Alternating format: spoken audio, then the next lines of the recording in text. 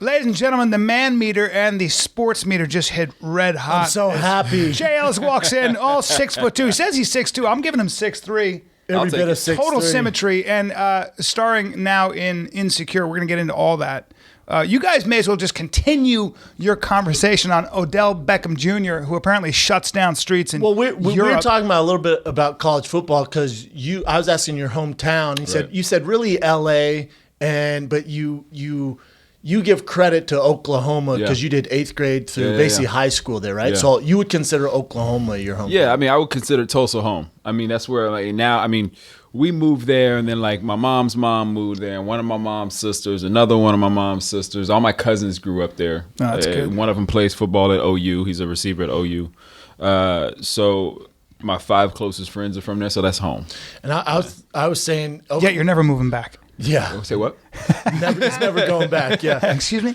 So I was saying my only experience in Oklahoma is like I've been to Stillwater because I played at Oklahoma State, and it's like Iraq. There's literally nothing. There's nothing there. like Iraq. There's nothing there except for Oklahoma cowboy football, and that's all they care about. Orange and black. Yeah, that's it. And then Norman, it's pretty similar. Pretty man. similar. There's not much going on in Oklahoma. There's not. Well, I definitely not in those 2 cities. I mean, listen, the thing about those 2 towns, they're college football towns, right? The population swells up from, August until May, and then kids go home in the summer, and then the population dips back down. It's one of those towns, Oklahoma City is a great town, though. We got the Thunder.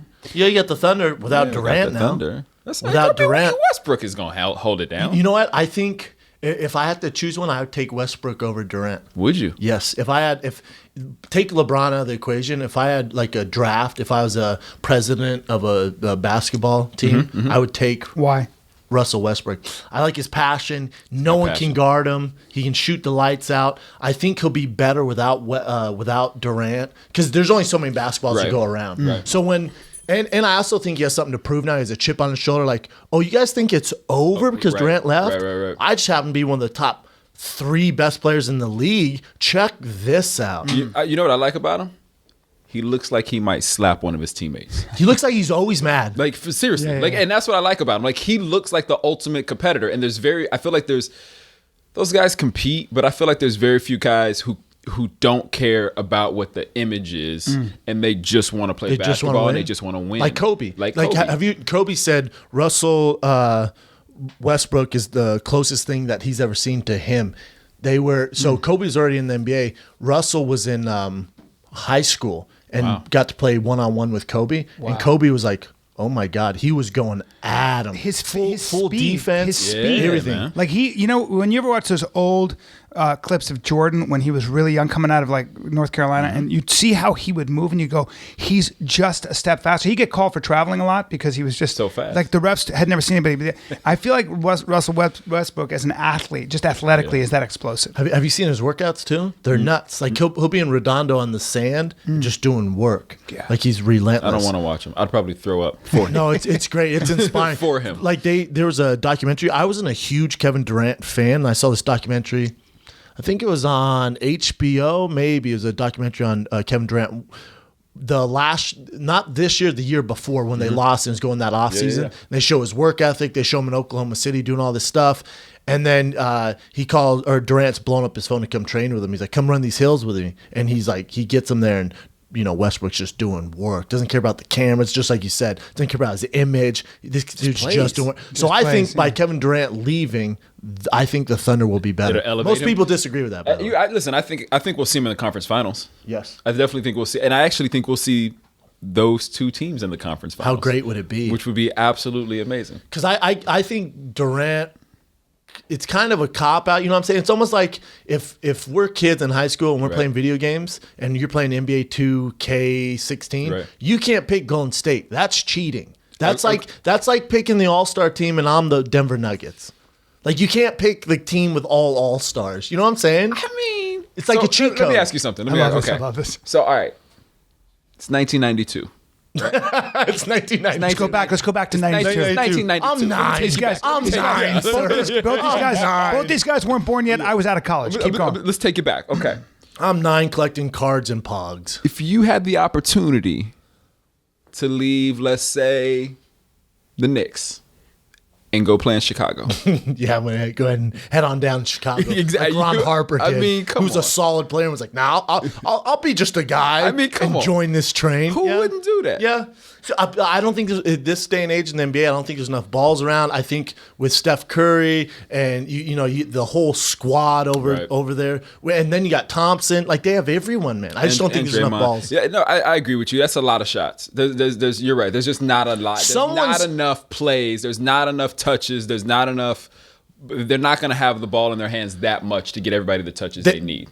They're going to be sitting around and just looking at each other going, all right, someone's not going to be scoring as much. Yeah. Who's it going to be? And Kevin Durant's going, well, not me. Something I'm best playing in the NBA. Right. Steph Curry goes, I'm the MVP and this is my team. And then Thompson's like, shit. Yes. So Thompson takes the backseat? 100%. Hey, just come off the bench, shoot threes. Can you do that? What's sad about this conversation is that since I don't watch, no, I know all these guys, but since I don't know a lot about sports and how to talk about it, the next time I have a conversation with a bunch of dudes, you're going to repeat this. I'm going to go like this. You know what? At the end of the day, they're not going to get enough touches. They're not going to get enough touches. You know what, though, B? And I love that. That's shit. fine because I do the same thing with politics. Someone says something about Trump, I'm like, the thing is, he's not saying anything. He's not saying anything. I do exactly. We all do it. Just regurgitate it. Now so take us back for a second because you played basketball 3 years and then you graduated early from college. Yeah. Because you were too smart for college. You were busting at the seams. Did you realize you weren't going to the NBA? Like, was that the dream when you were there? I think there's a wake up. I think you have a wake up call somewhere. It's weird when it hits you. There's somewhere you wake up in and you're like, oh, that might not be my life. This is my life. So I need to figure this out. You said to me every time, most college guys, when you see them out there, they all have dreams of being in the NFL. So nobody's out there just playing. No, every single one of them. Every single at one. a major program? Yeah. Everybody. Yeah, every single one. Especially with basketball. Agreed. So you thought the same thing? Agree, absolutely. Because there was also a time where like there were dudes who were randomly getting pulled out of like D3 schools and D2 schools, and they were all making Devin George. Like, he played for the Lakers. Yeah. Like, right? He was a cat who, like, I think he came from a D3 school in Minnesota or something like that. Like, that's the exception, right? Right? Everyone goes, if he did it, then everybody can do it. So, but then there's a point where you wake up and you're like, oh, these dudes are really good. Like, I don't know if I could get there. What made you realize that? Was there a game? Did you see a player? Because for me, I was in training camp. I saw Takeo Spikes. I was like, you don't look. I'm not built like he is. I don't know, man. Skeptical hippo eyes. I'm like, I'm gonna get out of here. I'll see you guys later. Can I get a hat? I saw Dunleavy shoot the lights. You saw who? Dunleavy when he was at Duke, come into Portland and just shoot lights out. And he graduated. He went to school in Portland, and so they would come back and they would play Portland, and then Portland went to go play. And he literally just shot the lights out, and I was just like, oh, yeah, that's not. I'm going into acting. Yeah, I need a career path. I need a trade. And think about the guy. People don't really trade. I need a trade of careers. It's so true. Think about the NBA though. Like most people don't realize how good those guys are because the NBA there's 12 players. Yeah. Think how many people play basketball. So even in college, most of those guys aren't going to be shit. There might be one or two, depends on the draft. Right. Most of them aren't going to be shit. I saw Chris Anderson, Birdman, who's a center. He's basically a center. Yeah, and is that the guy? He's a buddy of mine. He played at Miami. I forget who he's with now. He might be with the Lakers or he might be signed with Golden State. He's not in Memphis. He might be. He's all over. He's the guy with the mohawk and the Birdman. Yeah. So I saw him playing just one-on-one with a random dude at the health club in Denver, and I mean he's shooting. Didn't miss a shot. He's a center. Yeah, he's a fucking center, and he's not known for like he doesn't shoot. He doesn't shoot. And the guy kept pestering him to play. And he's like, "What? Yeah, coo, coo, coo." And I was like, "Good God!" Like you don't realize. Well, my buddy played D2 or D3 quarterback, and he's a big athletic guy. You see him throw a football. He can throw and stuff. And he said that he played. He was at a party, and a famous pitcher, a major league pitcher, had played football in high school. And he said this pitcher who was really big, he was probably like 6'4", and he said this pitcher was picking up the football and throwing the football better, harder, and faster and farther than he'd ever thrown in his life. And he was like, this guy throws baseballs. Now, I understand similar movement and stuff, but he said that the difference in his athleticism, and then they played basketball, and it was the same situation. Well, you said same thing with Vinny Testaverde. You played basketball, and he just basically dunked on you and different athletes. So for you, it was just you made that realization. But I think this is where, and even I struggle with this. when your heart's set on making it professional in athletics, and then that's over, that you realize that dreams, it's whatever, maybe you had a shot, maybe it didn't work out, but you got to find something else. There's that lull period, kind of that transition where you're like, what the hell am I going to do, man? How do you figure it out? I just randomly, there was this kid who used to come play open gym in the summers. His mom was a booker for a modeling agency. They needed a bunch of extras for something. I went and did it. I started talking to this chick. I was trying to hit on her. She wasn't really having it. I've been there many times, my friend. She was literally looking straight past me. But she started telling this story about how she had just got back from Asia and she was there for like 3 months and she made 30 grand and everything was paid for. And I was like, yo, did you have crack up your like what's going on? Like, what'd you have to do for that? And she was like, no, I was modeling. So I was like, all right, well that's what I need to do with my life. Like I'm gonna do that. I'm gonna be a male model. I'm gonna do that. I don't even know what that means, but I'm gonna do that. Damn, yeah. That's a leap. Yeah, a massive leap. He's a good looking guy. But though. you know what? Here's what ended up happening. Nike is based in Portland. Columbia Sportswear is based in Portland. Adidas US is based in Portland. It was one of those towns where, like, if you were athletic, you could make a little money. Mm-hmm. It's just what it was, because Nike used so many people from Portland when they weren't using athletes. They used so many models from Portland, and most of them played at Portland State. They played at UP. They played at Concordia, where I ended up graduating. They played at Lewis and Clark. They played at all these like small schools, whether it's basketball, football, baseball, track, whatever, and they had these great athletic bodies. And so Adidas, Nike, and Columbia Sportswear were constantly using these people. And to interrupt you for a second, I think the Nike store for a while was actually using real athletes too as their salespeople. So you'd walk in and be like, well, you look like you do, you're a professional athlete. So you're the first gig that you booked was with Nike? Was with Nike. I went in, I met that girl on a Friday. On Monday morning at like 10 o'clock, I put on the best outfit that I had, which was like basically this like horrible suit that I like wore when I graduated from high school. Probably didn't fit me. Wasn't tailored very well. Man, it was so big and boxy, but I thought I was like this. I thought I was the sexiest dude on the planet. Yes, sir. Right. I was got like, a fresh cut. I am about to I cut my own hair, but I couldn't afford it. Yeah, it was rough. It was rough. You got a steady hand. He's got a steady hand. I went in there. Shooting hand. I took Polaroids. They circulated. I don't know what they did with the Polaroids. That was at like 11 o'clock in the morning. At 5 o'clock that same day, they called me and told me that I booked a Jordan catalog. Wow. Jordan. And I was like, yo, Jordan. I don't even know what this means. But As a basketball player, though, Jordan? Oh, yeah. Like, I was just like, do I get free stuff? I didn't even care about the money. I was like, do I get 11s? Can you give me the Jordans? new 11s? Yeah. That's all I wanted. And it was right when they were starting to recirculate the J's, too. So it was also like, it was in that time period where like they were starting to go back and like do all the retros, right? They were starting to do the 8s. They were starting to do the 7s. This was like probably... This was definitely after the patent leather phase, because they were starting to do patent in all the different colors. They did it in the baby blue. They was doing it in the gray, kind of the worn red. out a little bit, yeah. That's real money too. And so, right? did you? Was it real money? But your friends, like, especially back then, if I went from football to modeling, my friends were like, "What's wrong with you?" I didn't tell anybody. They're just like, "Damn, nobody. Look at Jay on the poster of Michael Jordan campaign." My cousin who plays football at OU, his name is Jordan. This dude has literally twice caught me, because this didn't happen again when I started acting. I didn't tell anybody I was acting. So this is now twice this dude has caught me. So he would get dropped off at the mall on the weekends. There's nothing else to do. So like, on Saturday you go to the mall with your girlfriend and you just walk around all day long, right? Yeah. So he walks into Foot Action and I'm hanging up in Foot Action. Oh shit. And he tells my mom, I saw Jay in Foot Action, and she's like, nah, he goes to school in Oregon. And she's like, no. He's like, no, I saw him in a picture hanging in Foot Action. And she's like, all right, whatever. So the next weekend, my whole family's at the mall again. Jordan takes my mom into the Foot Action and sees me hanging up in Foot Action. And she calls me and she's like, why are you hanging in Foot Action? And I was like, I'm sorry, what? And I didn't know where they put these things. I just went in and shot it and then left. I didn't care about that. Great. I just wanted the cash. Yeah. So I just went in, shot, and then left. Went back to class, went to practice. Why are you hanging in Foot Action? And I was like, what you mean?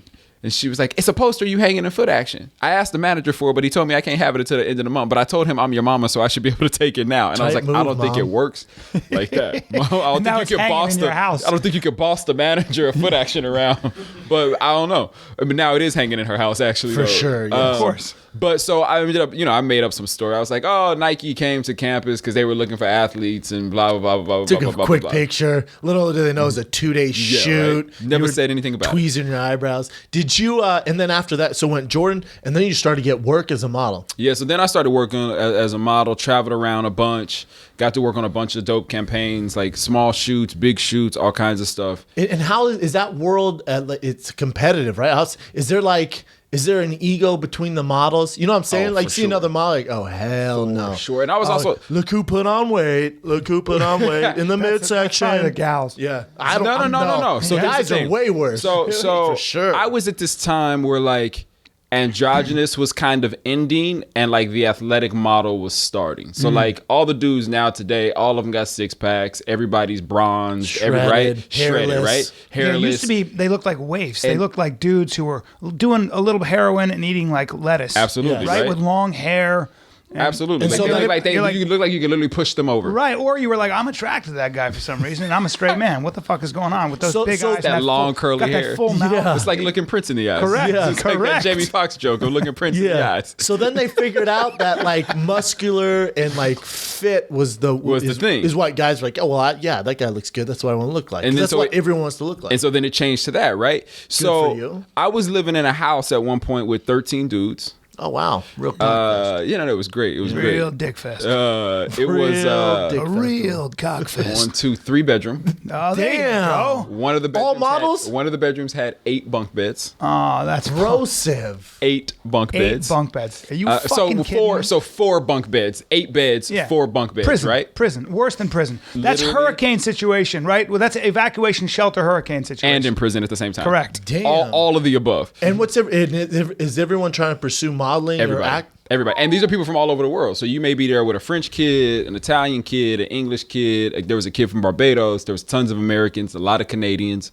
So you end up with people from all over the place, right? So you're talking about a bunch of 16, let's say 17, 18, all the way up to like late 20s, early 30s, who don't give a damn about hygiene, who is not theirs. It's not their room. It's not their house. it's a So they don't complete care. mess. It's a complete disaster. It was nothing. Like, it was normal to be in the shower while somebody's taking a shit, while somebody's brushing their teeth. That's Yep. dudes. Like, that's That's dudes. normal. That's dudes. You know what I mean? Talking about a frat house of models. Like, that's But all it was. But was everyone on a diet? Because you or is it just genetics? Did you work out today?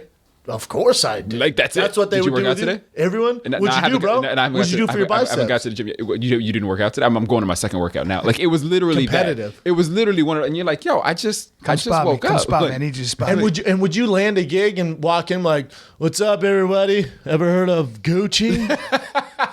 Did it go down like that? it would be like, Hey, how's everyone doing? Ever heard of Tommy Hilfiger? you would know, you definitely I'm know when leaving this somebody, filthy place. You definitely know when somebody books something because everybody's super happy, right? Like, everybody walks Fake in, happy? like, oh man, they so like just got a big ass smile on their face Because you for go no on, reason. you go on 100 interviews, show your sure. book, and then you get one. And Is you that get one. that's the same for that modeling? can change your year. It's the same can like change your acting. year, It's the same yeah. thing like acting. Yeah, but man. but you know you go on hundreds of calls and you might get 5 a year. That's You know what I mean? life, Same son. thing. But you might get one that's massive, Campaign. and you might get one that's was there, was $100 there a an day. aspect of modeling that you hated? How Were you always on a diet? Were you always concerned about the way you looked? Were you always? I wasn't because I was still an athlete, right? So I was still coming out of college. So I ended up doing it starting my last year of college. And so since I was coming out of that, like, I still worked out all the time just because, like, when you play college sport, it's ingrained in you to go to the gym every what single we do, day. yeah, Like, it's a that's what lifestyle. you do. Yeah, You know, have it becomes to. a lifestyle. So for me, I was like, oh, I get up in the morning, I go to the gym, and then I go do what I do during the day, and then at night I go play basketball. That was me. We lifted every morning. We practiced at night. So that was just my normal routine. So like, I kept that. I think what I didn't like about it was you're just there to like show off the product. Like, nobody cares what you got to say. Your body cuts There's no light well. personality. Your body cuts light well. Zero. Stand still. Let us look at you. Let us take You're a piece you of in. meat. We don't Yeah. care about your opinion. Your statue. We don't care about your story or your No. vacation. They're Like, looking it at was a you. lot They're of looking that. at you literally to see how their product hangs fits. on you. And that's it. Damn. And like the last thing that I did, the thing that made me leave is I was at this casting. It was an underwear casting, and you walk down this hallway. You come to this hallway, and there's like maybe 20 guys in front of me, right? And there's a doorway at the end and a big open room. And you look into the room. Once you get through the line of 20 guys, you look through the room, and there's a chair there with a pair of underwear sitting in it, and then there's a kind of a table with like 3 people from the client there. from the underwear company. And so you walk in, you do a Polaroid just of your face, you say your name, and then you strip down and you put the underwear on, and then they take a picture of you in the underwear. Well, I got there, I took my Polaroid, and then I turned around to like grab the underwear out the chair and like looked up and saw the dude who's now standing in the doorway waiting to come in next. And it's probably like another 10 or 15 dudes behind him. And I had this moment where I was like, oh, maybe 30, 40, 50 people have already put these underwear on. Oh, fuck. And now I'm about to put these underwear on. Crabs. Like they don't jock itch, all of it. They don't give a fuck about you. Like they truly didn't care. And it was just this moment where I was just like, yo, and also on top of that, I knew how foul the dudes I lived with. I knew how nasty I was. Yeah. You know what I'm saying? Yeah. And how nasty the dudes. I came to that audition from the gym. Those undies were toxic. You know what I'm saying? You know so what? how And many they other didn't dudes? care at all. I had an audition for Big Red chewing gum, and I made out. Like, I'm telling you, this was... You got the gig, though. I got the gig, but I'm telling you, I made out with...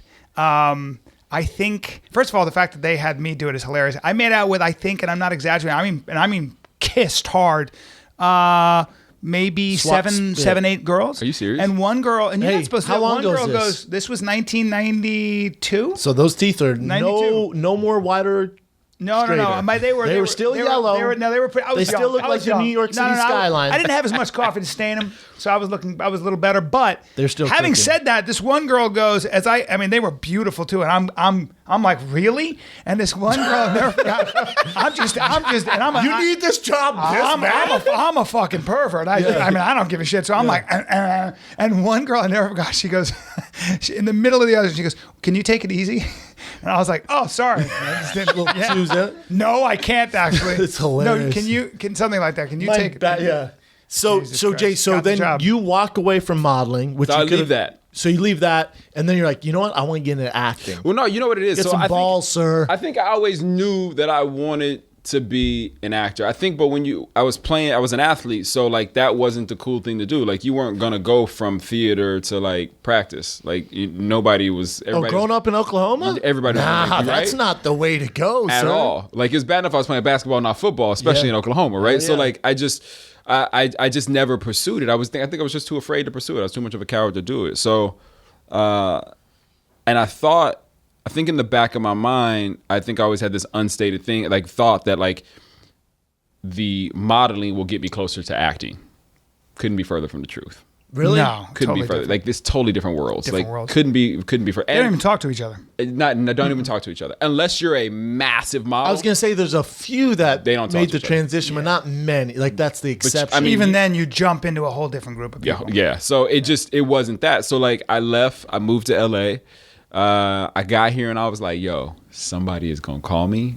I'm about to get a show. Like I thought somebody was just going to like literally pull me off the streets of like Beverly Hills and be like, hey, where you been, man? We got a show for you. Come on, we got to get you over to We've been CBS looking for you, Radford man. because we got to do, we got to chemistry read you with a bunch of girls. You got to make out with a bunch of girls so we can see who your girl on the show is going to be. Like I literally thought that somebody was just going to give me a show. Of course. Man, it couldn't have been so much further from the truth. what happened? Oh my God. You get thicker skin. Well, no, let me hear You what get happened. way though. thicker skin. All right, so I get a part-time job. I get a Doing part-time what? job. I was working at Sports Club LA, which is now Equinox, Nice. directly below Endeavor, before it was WME. Yep. So I was like, agents come in here every single day. So an agent's gonna come in here at 5 o'clock in the morning. I'm gonna give him his towel. He's gonna like the way I gave him his towel, and he's gonna say, hey kid, come to my office, come see me. That shit didn't happen. So I got tired of working at 5 o'clock in the morning. So I got a part-time job working retail. Did that for a few years. And then I went to school with this kid. I grew up with this kid named Josh Henderson, who's an actor, who at the time was dating this very famous girl. And they threw this big party at the CBS Radford lot for the girl. And so I was wasted, like super, super drunk. And I was standing there talking to a couple people, telling them what it's like to live in a model house with 13 dudes. And this agent walks up to me and he's like, hey, are you an actor? And I'm like, yeah. Never took an acting class, never took a headshot, had no idea what acting, like I wanted to do it, but never You didn't did know it. what. And I was like, yeah, I'm an actor. And he's like, cool, I want you to come to my office next week, bring your headshot, bring your resume, let's sit down and talk. All right, cool. So fast forward, I take in my modeling book because I didn't know what a headshot was. I type up every modeling job I had ever had, and like I reach across the desk and I hand it to him, and he looks at me and he goes, "You have no idea what the hell you're doing, do you?" And I go, "No, but I swear to God, if you just give me a minute, I'll figure it out. Like, just give me a few months. Like, I'll get in class, I'll get headshots, whatever it takes. Whatever it takes." That's the athlete in you, right? I was like, "Yo, I'm gonna compete." Like that was my thing. Yep. So he said, "Cool. Here's a place to get headshots. Here's a place to go to acting classes." I literally got on Craigslist and found somebody for $75 to give me headshots because every person he gave me was $400 or $500. And I was like, "Yo, I don't." There's a standard price. It's $400. $400. And his name is Guy. Yeah. And you're like, what? It's spelled Guy. No. Man, his name is Guy. He's from France. The light, it bounces in your eyes. No, but this guy's amazing. And your agents have their list. Yeah. Listen, and this is always one. Usually it's $400. Now this guy's $600, but let me explain why. Yeah. He's so good, and we use him because we really get the most. And you're like, you're getting some kind of a fucking kickback. Kickback for sure. Yeah. So this guy takes you on, you get headshots. Takes for me on. I call somebody. I get on Craigslist and start looking for people. Find somebody for $75. Get my headshots. I audit like 3 acting classes, and I'm like, oh, they're just talking. Like I got that. Like that's easy. Who can't do that? So fast forward 6-7 months, and I auditioned for some like big stuff, right? Like stuff I didn't You even. thought you were gonna be Batman. I don't understand why I'm not Batman now. Correct. I still don't understand. That's like every player why who thinks DC he's going to be in the hasn't called NFL. Everybody wants to be in the NFL. When you come to LA, there's no question in your mind you're going to be the next movie star. I just don't understand There's no why. one who does. You know what the problem is though? In LA, it doesn't work like sports because in sports, it's very black and white. Linear. Either It you is. make it or you don't. Yeah. It's not. It's not. They didn't overlook you. Yeah. There's really none of that. Yeah. In Hollywood, matter of fact, they can overlook you. You might not get your shot. right. It's not as black and white. And add to that, please, the fact that sometimes you come really close to getting a huge job. Yeah. Why it was between you and 4 people. Yeah. So And that's a I drug. almost got it. I took 4th And that's a place. drug. Right. I took 3rd place. Yeah. I took 2nd place. Yeah. And yet it's been 2 years and I haven't had a job yet. Right? And it's a drug, and it keeps calling you back. It's that moment where you're like, man, I'm getting out of here. I'm going. So- And then you see- and then you literally get number 2, and you're like, well, Man, fuck, I and how gotta many people you know who are in their 40s right now? That's still Right? They're So- still in class. you- trying to figure it out. So you auditioned for big things. It didn't happen. Didn't happen. And man, when I tell you my auditions were so bad, like I was looking directly into the camera auditioning. Yes. Like never looking at the casting director, reading with the casting director. Yep. And she was laughing, but at me. Yeah. Not with me. No. Yeah. No. And definitely not like at like the great choices I made either. So the agent calls me one day, and it's funny. I randomly just bumped into this dude like maybe 2 weeks ago, and I told him this story. He calls me one day, and he's like, "Listen, it's just not working out. Like, you haven't You're had a fired. call back. Yeah, you haven't had a call Oh, back. getting Agent dropped by your fired you. agent. Oh, The feedback's not good. Feedback's not So, good. so I was like, you know what? I didn't want to be a star or an artist anyway. Like, who wants to drive around LA all day auditioning just to hear maybe, hear no, hear you're on hold? Like, I don't want to do that. I want to make money. So, still have my part-time job. I started bartending at night. This was before you could. You could still buy a house with stated income. And so, me and a boy flipped a couple houses. We was like, yeah, we make $800,000 a year. Sure, we do. Literally, it was stated. So, like, you didn't have to have any paperwork. You could get a loan. You could zero down and you could get a loan. Remember That's why that? the economy Yeah. dropped. Yeah. That's what fucked us. Yeah. Like it was crazy, but wish we it was like that. flipped a couple houses out of it, and then like had a little bit of cash to live off of, and then by this time like I was still working in retail, and it's like, it's like any other high turnover business. Like I went from like an assistant to like West Coast regional manager in like 4 years. Yeah. Right. And I didn't. I'm sorry, West Coast regional manager in real estate. In retail. Oh, in retail. Yeah, and it's like I didn't really know what I was doing. I just kind of was in the right place at the right time, and someone it sounds called. also like you got hustled too, though, right? Yeah, I mean, yes, for sure. I You was know what I definitely mean? like, oh, they're hiring? Cool. Can we talk? All right, great.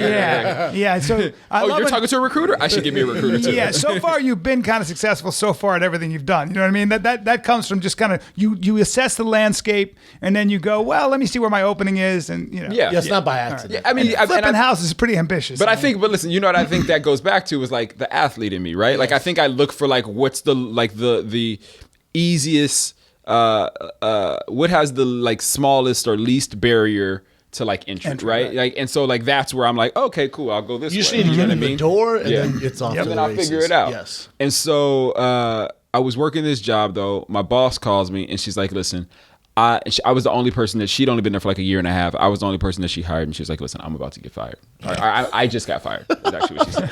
And I was like, so funny. And man. I was like, "Okay, cool." It's not funny when it happens to you, but listen, but funny. I'm like, okay. So I'm assuming she's just telling me she's leaving, and she's like, "They're probably gonna come for you next week." And I'm like, "Oh, okay." yeah. Like literally, like it just.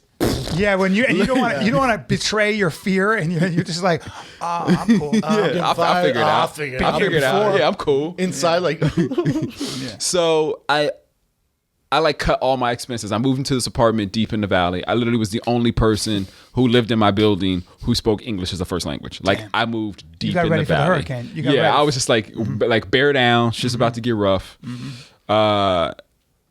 The only thing that I could figure out, so like she was telling me, and I appreciate that she was giving me the heads up, because she was like, so you could get on the phone and start figuring out another job. But all I could go back to was like, I don't want to do this. I don't want to do this. I don't want to do this. This is not why I came to LA. I want to act. And so all I could remember was like from the list that agent gave me, I could remember like there was a name on there that reminded me of a movie, and it was Khan and Wrath of Khan. And then like Leslie Kahn. Boom. And so fast forward, like literally I Google acting lessons Kahn Los Angeles, and Leslie's name pops up. Did a couple privates with her. And I did a couple privates with her, and then immediately got in class. And I was in class there for like 2-3 years. I wouldn't go out and see any agents. I wouldn't go out and see any managers. Like I just worked on the craft. I didn't want to, because what I realized is that like I never gave myself the opportunity to actually succeed because of my ego, right? My pride was just like, yo, like, do it. I thought, and so you realize there's a craft to acting that you actually have to work. Like, Yep. and I looked that part over. And so to me, it was like, I wanted to spend that 3 years learning every possible thing that I could. I think most athletes are like that. Like I was in this meeting the other day, and they said, oh, would you be willing to take acting classes? I'm like, yeah, of course. Who wouldn't? And he goes, oh no, any former athletes we met with, most of them just want the gig. They're not going to take a class. I'm like, are you kidding me? And they're like, oh yeah. You get a lot from a good teacher too. You learn a lot about. So then, when was your first big break? So then, I did this movie called Movie 43. That had a ton of stars in it. It was like do you remember the Kentucky Fried Chicken movie? Mm-hmm. It was like that. So it was like all these short movies that like were one big story. I got to work with Terrence Howard, but they were like Elizabeth Banks directed. Like it was amazing. And then I think the first like job I had ever done on television was like something on CBS. It might have been NCIS or something like that. Grey's Anatomy, maybe even something like that, right? I was like, it's the victim, the perp, whatever. the perp. Yep. The perp. And then I booked the game. And then so like I was auditioning, I would Game's the big test one. test for pilots, book a pilot, didn't go. Test for pilots. And then finally I booked the game, which I did for, 4 years, 5 years, Such a something good feeling, like that. right? When you got a steady job like that. It's like the world goes from black and white to color. I fell off a ladder. I was standing on a ladder when my agents called me and literally fell off the ladder because I was so excited. Because I also kind of thought they were bullshitting with me. Yeah. But I literally fell backwards off the ladder. My phone went flying across the room. There's nothing like that call. There's nothing like that call. Because you realize for at least a little while, you're not going to have to deal with this.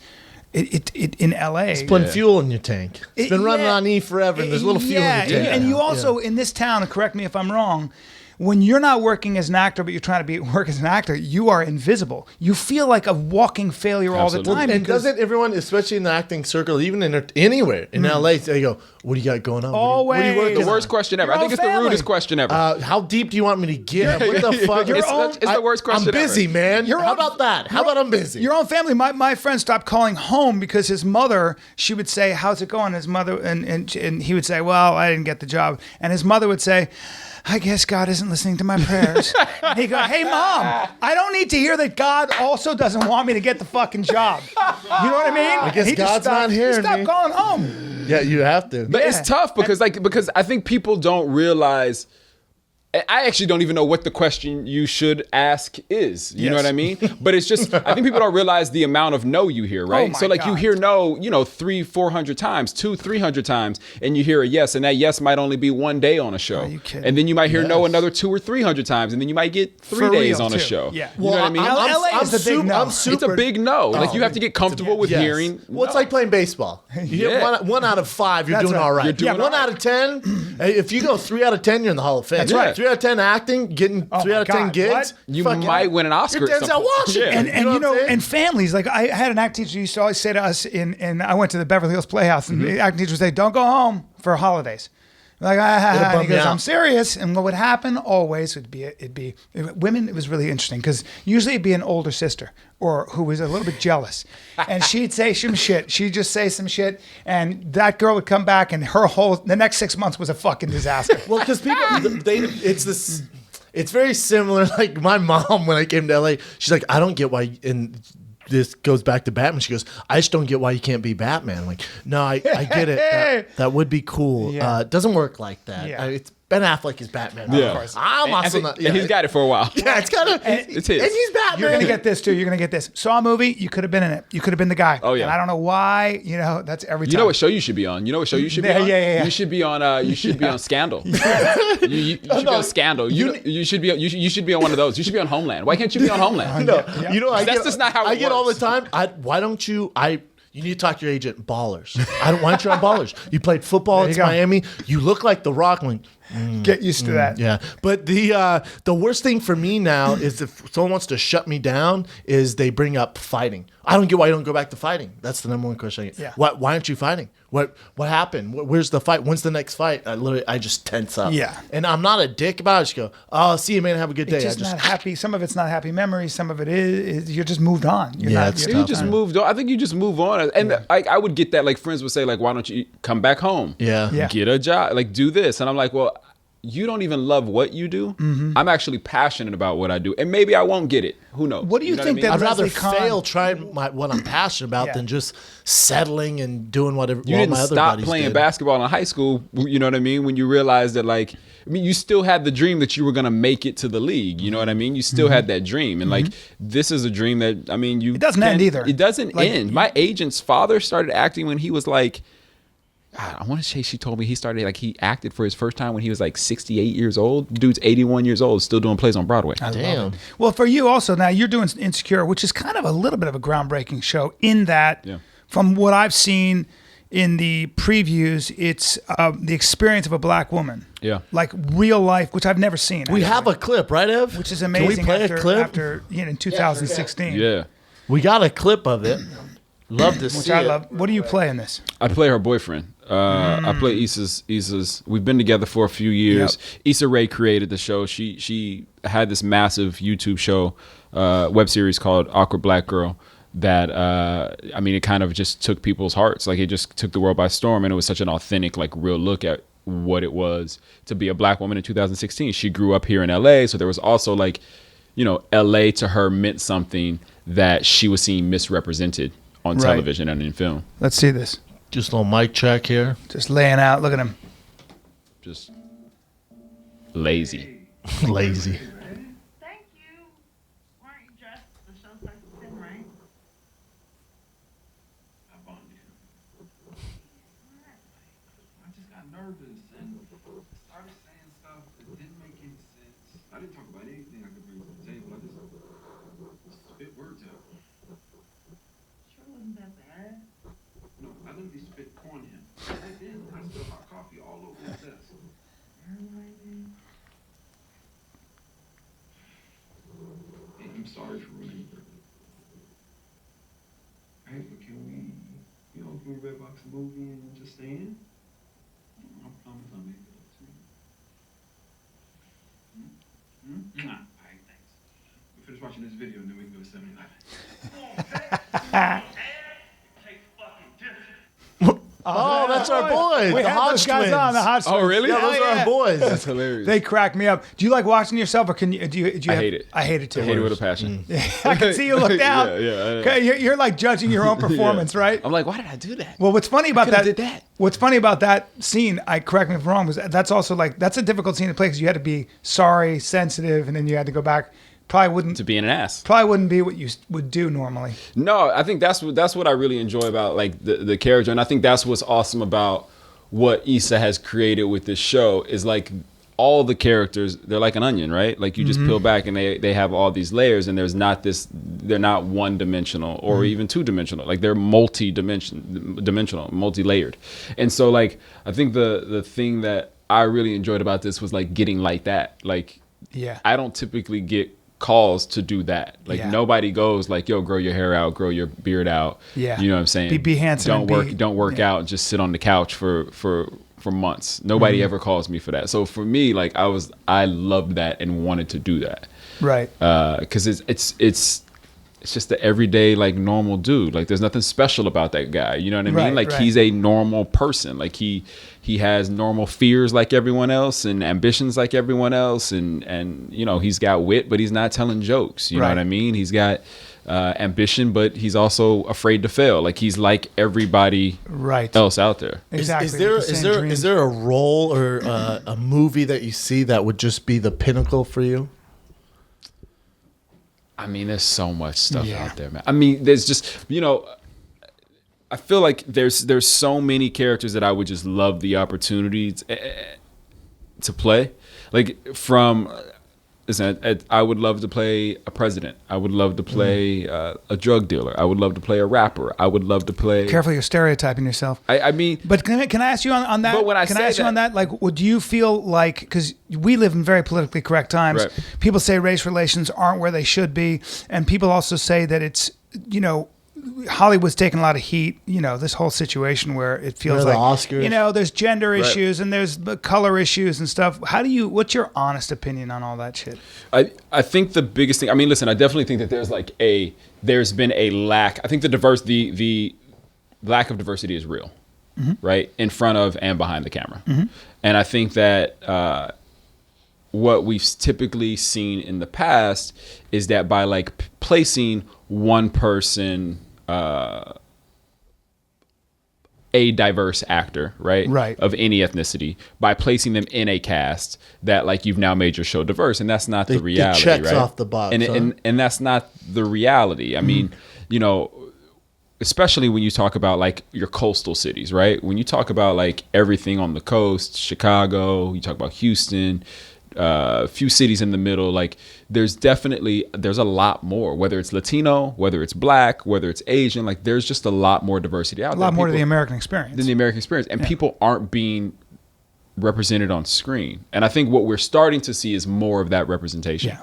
I think, Well, as you see more Black, Latino, Asian authors, Right. producers, Right. directors, but that's what needs to happen. Absolutely. You're not going to be able to shoehorn this in because what happens is, like if you look at the show that I do, it's primarily white men, a couple Right. women, but everybody's pretty much white. It's a white experience. Goldberg's? Yeah, Is pretty there much. one black I mean, guy? no, but they diversify in the school. You've got all kinds of different colors Right, and stuff, right. of course, and we do have. the they main do characters- They do their best. I'm just saying Yeah. that when you're a white man, or you're going to write from your experience. experience. It's very difficult for you to even be, and it might even be embarrassing for you to try to write for what a Black or Right. a Latino or an Asian person For goes sure. through on a daily basis, right? And that's what I was talking about.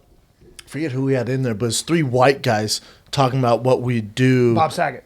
Oh, Bob Saget's three white guys talking about what we do with, you see the shootings, the cop relations, all that stuff. And the three of us, three white guys giving our viewpoints. I was like, God, I wish it's not that I'm sick of hearing it. It's not that we didn't have valid points, but I think we need to hear it from an African American who, through their viewpoint, like Right. someone Yeah. from that side needs to speak out, because Right. the white guys can talk all day. Like you look on CNN, and that's what bothers me most. You look on CNN, and it's these rich white guys. They Right. have no clue what it's like. Literally no clue.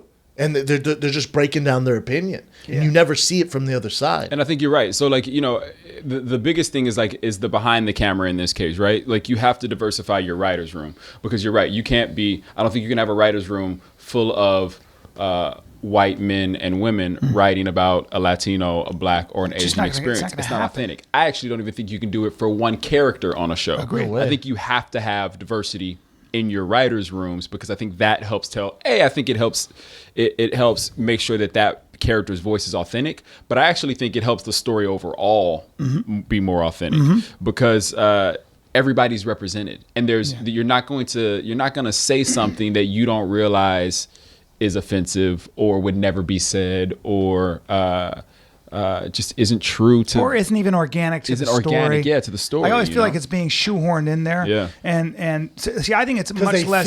They think that's what. Yeah. You know what I'm saying? Like they think that's how they're supposed to act. They Right. think that's what they would say. It's like, why not just bring someone in who actually knows what the fuck goes? You would do it if it were the tech world. Yes. You would literally you would get someone who has Silicon Valley experience and bring them in to consult. You know what I mean? To make sure the language was right. Anything. But then or if you're also- playing a fighter, they usually talk to a fighter Right. or whatever, a bodybuilder, or an athlete. If the character's an athlete, Right. they're gonna say, "What would you have done in this? How would you have broken this down?" You know what I'm saying? I think money's going to dictate this. I think as you start to see a growing, say, just as an example, a growing black middle class Right. with more disposable income, they're going to want to experience on the screen what they have experienced, something they Absolutely. can identify. What's going to happen is, see, this shit doesn't happen with mandates. It doesn't happen because people are politically correct. It shouldn't happen for any of those reasons. Right. I think that's all bullshit, because frankly, I don't think the majority of people in Hollywood are racist or prejudiced. I think they just don't even know how to fix the problem. Don't know. What I think is going to Are they even happen. conscious of it though? But I think so. I think most people have a sense of What fair do you play think? and they feel What bad. do you think? But That's what I let wanna me know. finish this point. What I'm saying is that I think what's going to happen, and what is happening, and your show is an example, is that they're going to go, we got a whole market that's being ignored, and we have some pretty talented writers Absolutely. out here, and let's start tapping into those people. Absolutely. And by the way, you can find them on YouTube, you can find them here, and that's what's great about the free market. Look at Tyler Perry. I agree with that. Correct. Look at Tyler Perry. He's like, do what? I'm just going to start my own shit. I'm basically Correct. the male version of Oprah. You know what We're I- going to do this in Atlanta. You know what I think it Yeah. is? I think that like the need for diversity has been acknowledged, I think, in Hollywood, right? But I think you're right. It hasn't necessarily been addressed properly. And I think, like you said, it's tapping into writers of color. And whether it's bringing them onto projects, whether it's helping them create their own projects and get their own projects made. So I think it's that. But I went through right before I booked this, I went through pilot season, and Empire had just come out. And Empire was a massive hit. Huge. So every network was like, we need to have A black show. We need a black show. We need to have black people on our shows. We need a black show. Copycat league, yeah. Always. And completely reactive, right? And like following, right? And so what you ended up seeing was all these scripts that were never, the diversity was just never thought about. You end up seeing them like, well, that person has to be black now. Well, that person has to be Asian now. Well, that person has to be this now. And they were shoehorning. They were trying to make something Force fit it. that wasn't real, Sure. right? And so you ended up with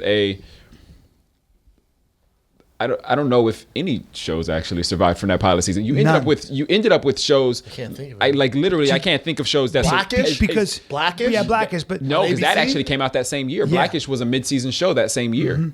Because you know what Empire does? Empire worked from character first, from people. Right. Like the Think struggle about the talent. But think about the people that were casted. But and the Terrence right, Howard? yeah, And then what's the girl? She's amazing. Taraji. What? Taraji's She's amazing. phenomenal. She's on another level. But it's not just the talent. It was also that script and that pilot and that Right. show was written first with the notion that these are human beings Right. going through what you just said, going through the same things that everybody goes through with the same aspirations, the same flaws.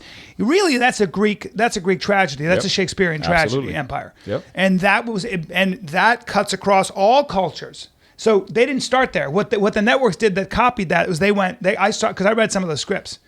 And they came out and they go, well, we got to be diverse. Let's copy this. Here's the blueprint, and yeah. it's all. And we'll just put this. We'll put Doesn't an work Asian. like It that, doesn't work yeah. like that. It doesn't work like that. It's not organic. It's not true. Not at all. Yeah. And so you come up with a bunch of shows that probably weren't successful for that reason, probably didn't get picked up for that reason, or didn't make it out of, a few episodes of their first season for that reason. I think you also, what ends up happening, I think, in a situation like that is you end up with a base of actors that then become pissed about it because they didn't get a job because a show needed to be diverse. That's right. And then you also end up with that. So then there's this weird thing of like this weird, I don't want to say backlash, but there's definitely, I think there's resentment. There's sometimes resentment. But on both sides, right? Because nobody wants to get a job because they were Asian, or you want to get a job on your merits. Yeah, you always want to get a job on your merits. I don't think anybody wants to get a job purely just because of their race. For if somebody's sure. better actor and I got the job because that doesn't feel that good. But sometimes that's the way it works, isn't it? Well,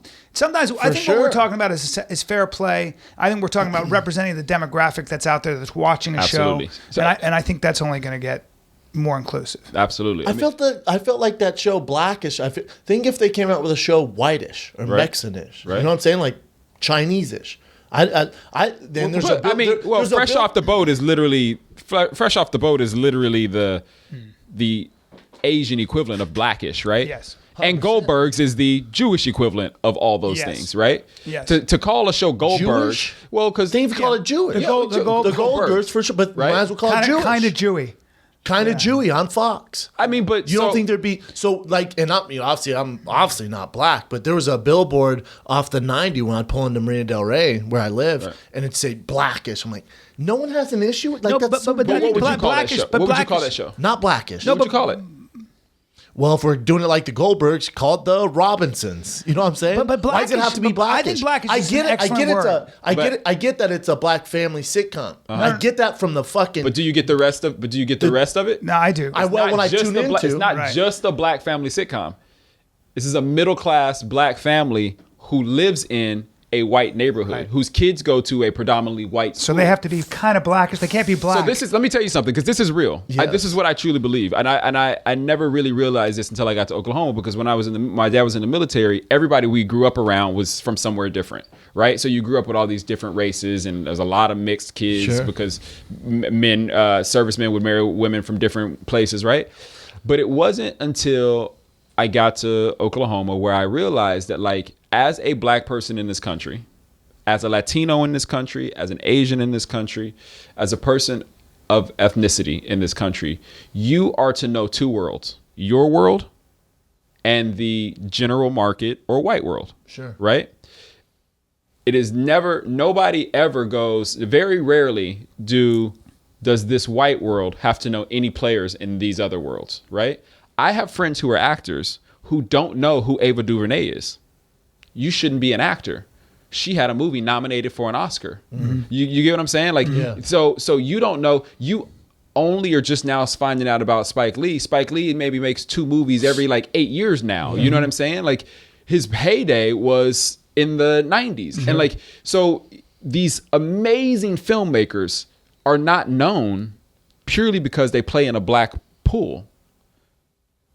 Right? Sure. So Blackish is this black family who not only has to know urban culture and their culture, but also has to be in white culture. They have to know two worlds. Because to be accepted, Blackish. You can't be black. You got to be blackish. You have to be blackish. I have to know both. I got to know Dave Matthews, and I got to know David Banner. Real talk. And that's a great distinction. And I also noticed that when I see a black, whoever it might be, a trainer in this case, I just noticed, and he has predominantly white clients. And when you hear him speak to his white clients, he's speaking in standard American English. And then I see him get with his homies who are all black, and they lapse into a completely different fucking language, different intonation and everything else. Call it Ebonics, call it whatever the fuck you want. But they are connecting on that language. They're connecting on a different wavelength because human beings are cultural. Right. Human beings are tribal. Right. Human beings do these things, and that's how we connect. It's exactly like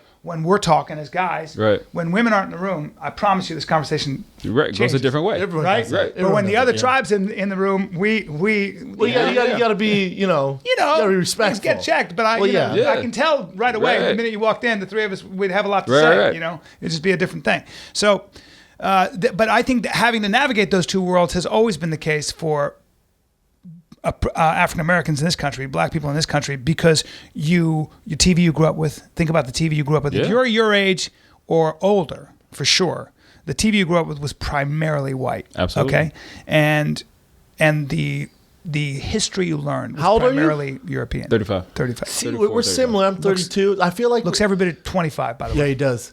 I mean, I feel like, I grew up with Full House. I grew up with Family Matters, which is black, right?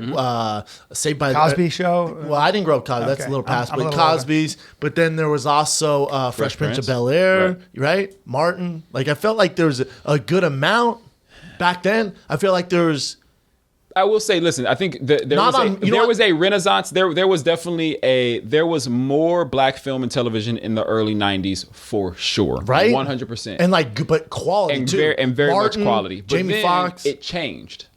And then somewhere along the way, it changed, and there were no more black faces Yeah. on television. There, what ended up happening was My Wife and Kids,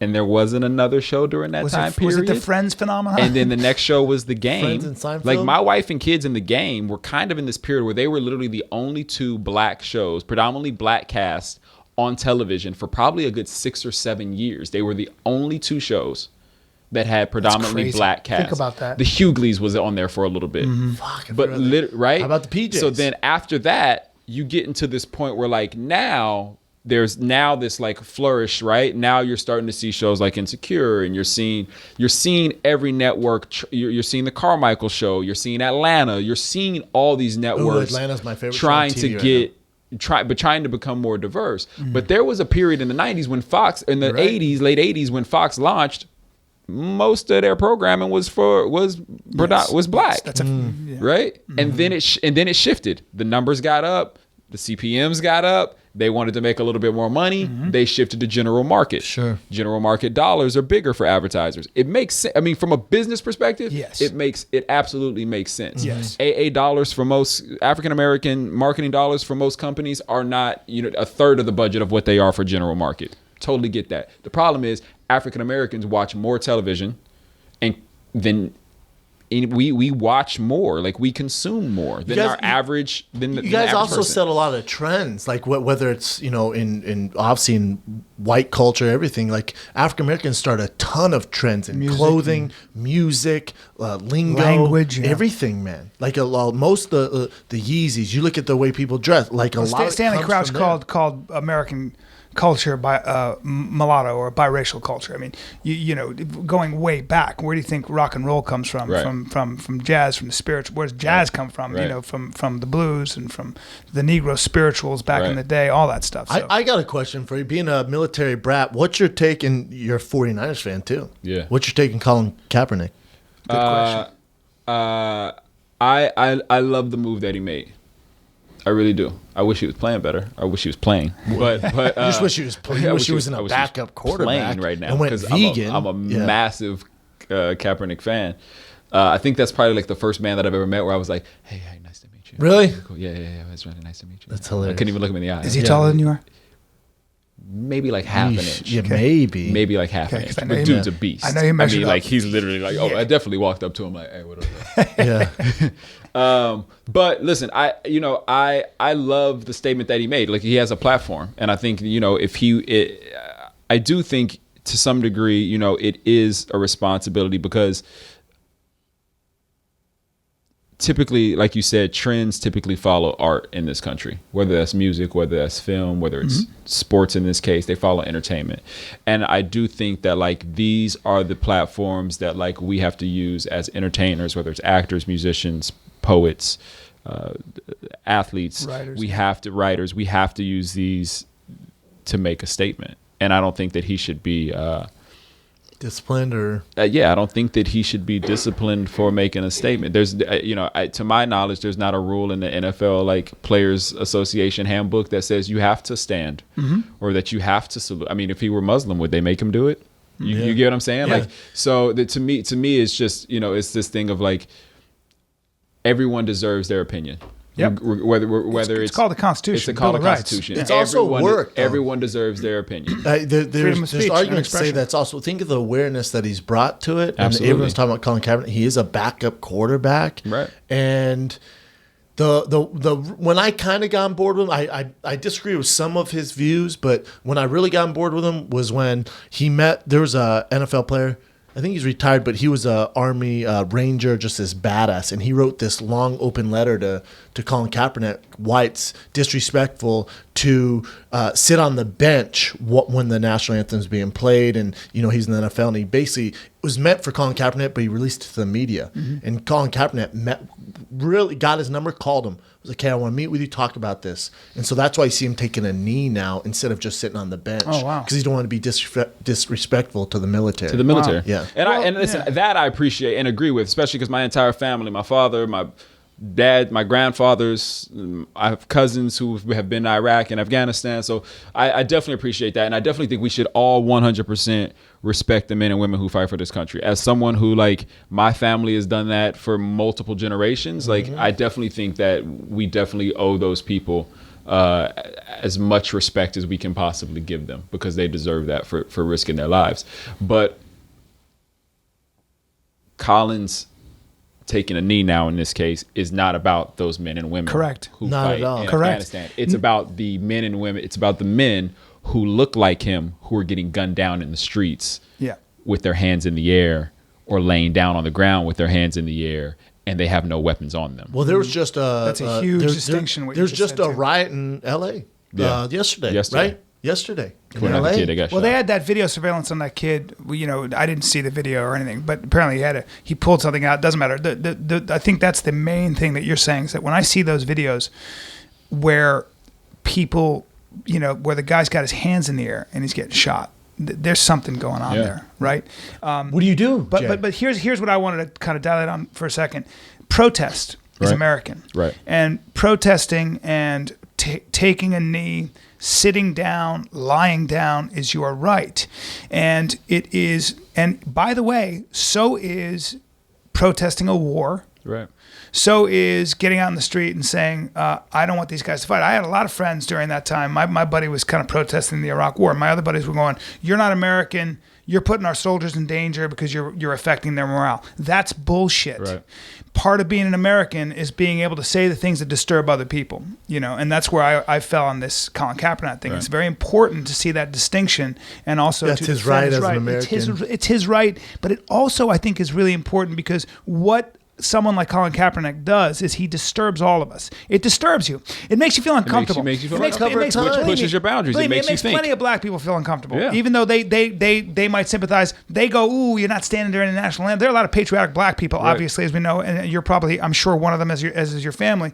But what it does is it sparks debate. Absolutely. And it sparks discussion. brings up which is it what we brings fucking light need. to the Yes. So, but Jake, what do you do?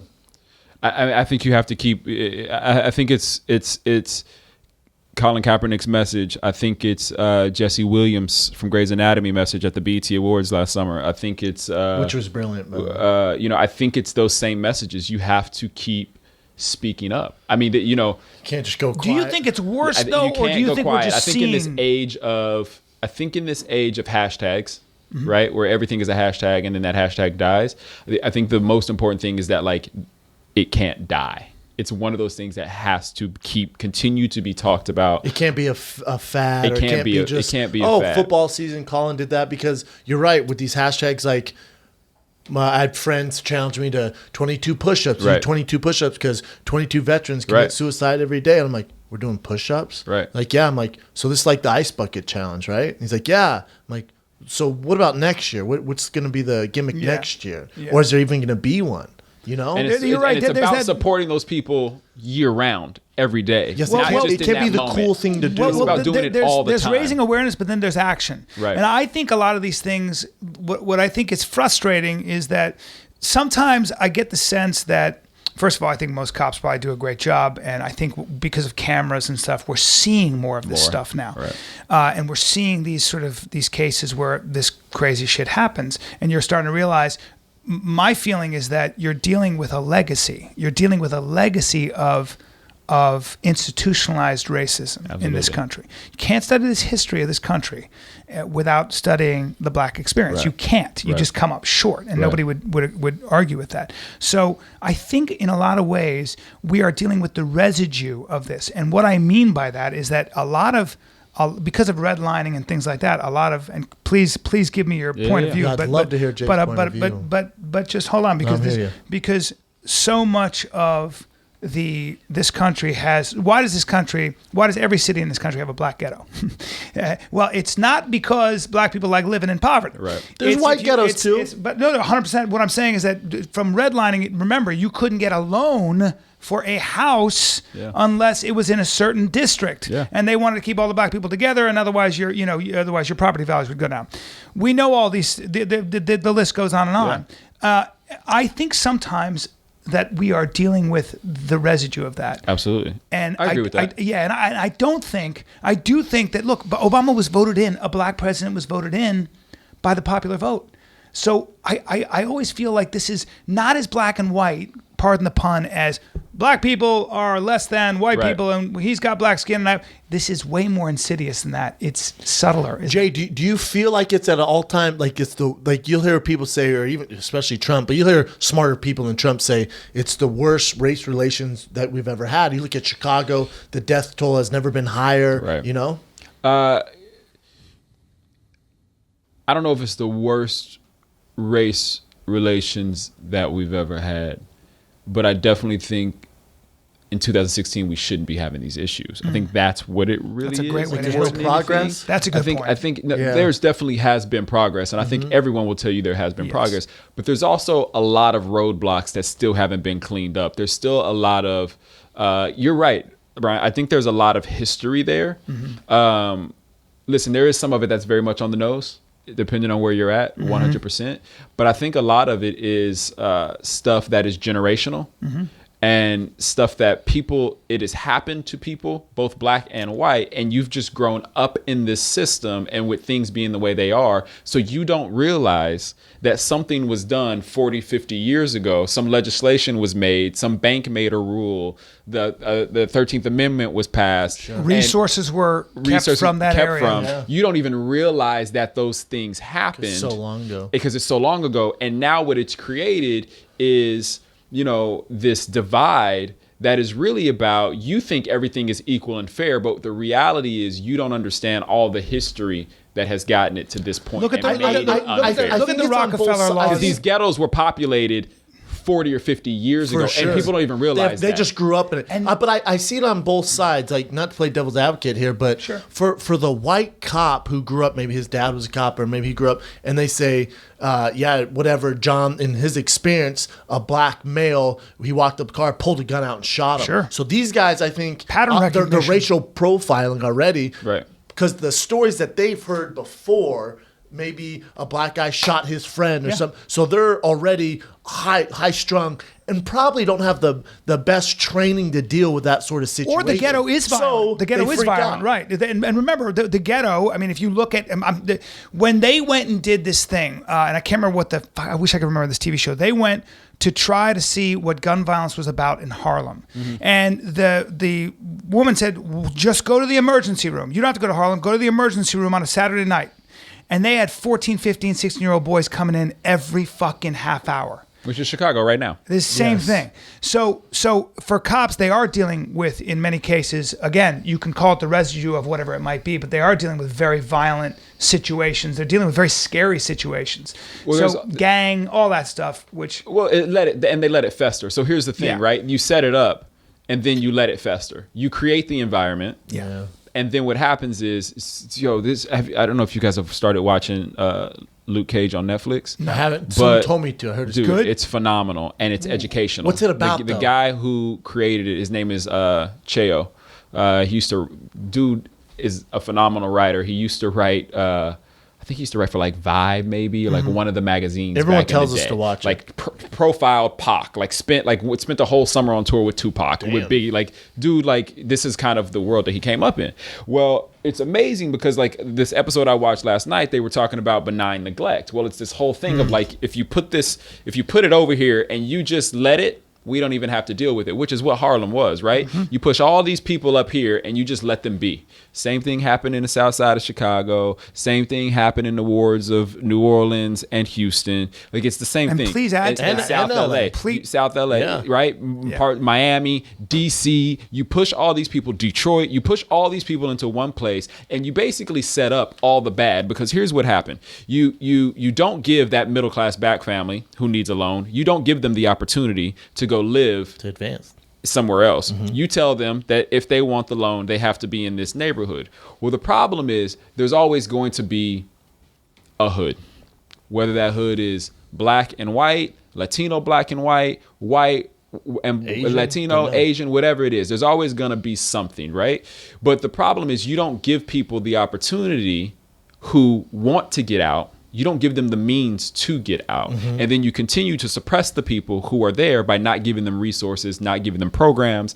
And you literally load police officers in there to constantly book these guys over and over and over again. Good point. Where they end up in this carousel with prison. Yeah. Right? Vicious cycle, yeah. And so much of that was the Good Rockefeller laws. So when the crack epidemic happened and people were getting shot, I remember this so well because I was old enough. I was in college in D.C. And the crack epidemic was very real. People were just getting, it was primarily black young men getting just gunned down. I mean, this was crazy. And they said, politicians and the country in general said, this is crazy. We can't have this shit. So we got to start making the drug laws way stiffer. If you have any crack on you, you're going away for 19 fucking years. We'll look at the look at the laws for crack and for cocaine. Cocaine, rich white person drug. Crack, poor black man drug. Yes. Look at the. But also, it was also the reason that happened was it was correlated with a great deal of violence. Right. So, like, look at Baltimore and said it was a war zone. So what happened was they said every politician was not getting elected. They were not getting elected unless they talked about being hard on crime, tough on crime. The problem with that was you're trying to make the streets safer. Cool. What you're really doing right now is you didn't take into account that those economies relied on drug dealing. Now, you just took a bunch of parents off the street. You took moms and dads, put them in jail for, and the judge had no choice. There were mandatory sentencing laws for 6 years, 10 years, 22 years, 30 years. See you later, kids. You kids go into the foster system.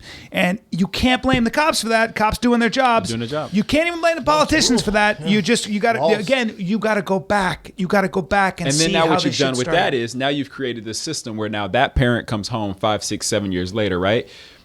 They can't afford to go to a middle class neighborhood across town or an upper class neighborhood. So where do they go back? So where do they go back to? They go back to exactly where they're from or what's going on where they're from. The exact same thing that they left, right? Well, now here's the thing. They're on parole, right? So that means that if they are around or seen with known offenders, Racketeering laws. now have to go back to jail. Yes. Well, here's the problem. They live next door to them. Yeah. Yes. Right? You have them all in the same neighborhood. So where else can they go? Yeah. You don't give them the means to get vicious out. cycle. You didn't train them while they were in prison to get jobs. And even getting out of prison and trying to get a job, you're at minimum wage, which no one in this country can live on any minimum wage, period. No. Yes. Right? So how do these people get out of the system? You have now put them in a carousel where they are literally just going literally in and out So of jail. it goes back to understanding the history and the culture of your own country, because I think that's where education and that's where ignorance and benign neglect in that aspect is detrimental. Because this is why I always say to people, you better be politically committed, because if problems don't get solved just by looking at the problem today and what you think is the best way to do it. And for example, Donald Trump would believe in law and order and enforcement. We've seen how that works. We've seen what the blowback is. Who pays for that? Children in the next generation.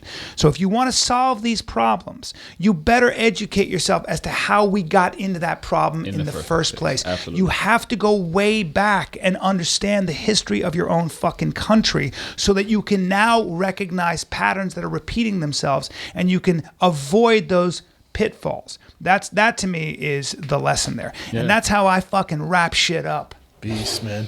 Let's do some current Jay? events with Evan the Cub. Jay Ellis in the house Ellis. of Insecure. All right, let's get these going. Let's jump right in. First, I gotta pee.